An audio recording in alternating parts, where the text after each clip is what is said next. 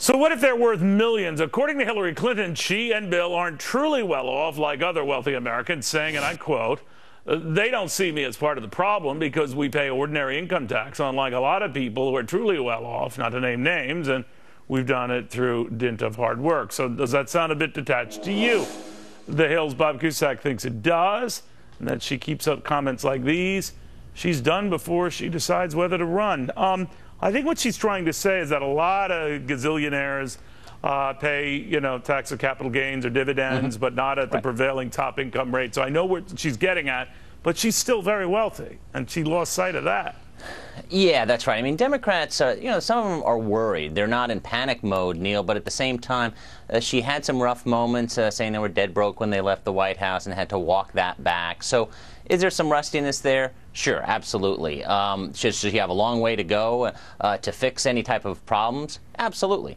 But when Democrats have put all their eggs in the Hillary basket, I mean, there's really, other than Joe Biden, it's a very weak bench, and that's where they're getting a little bit concerned because, as you know, Neil, politicians, successful ones, you have to be a man of the people or a woman of the people, and she hasn't driven a car since 1996. That's another issue. John Kennedy could appear that way.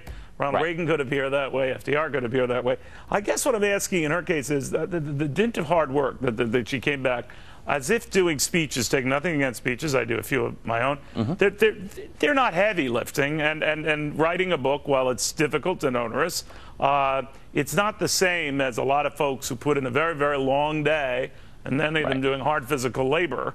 That further, to me at least, alienated her whole persona. Sure. I mean, it's not construction, Neil. There's no doubt about it. It's not really hard work when most people think of hard work, or most Americans think of hard work.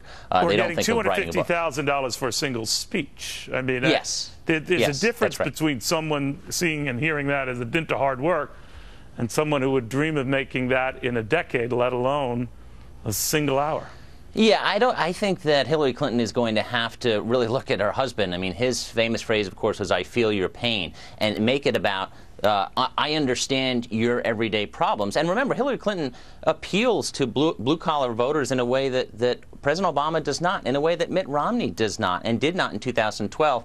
But if she keeps making these type of statements, she's going to lose that appeal. We shall watch closely. Bob, thank you very, very much.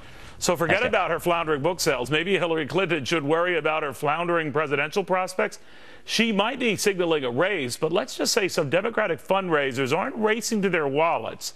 The dough that ain't a go on the FBN show you cannot afford to miss, and Hillary herself just might want to watch. FBN, 8 p.m. You miss it, you deal with it. And that includes you, Madam Secretary. Capiche?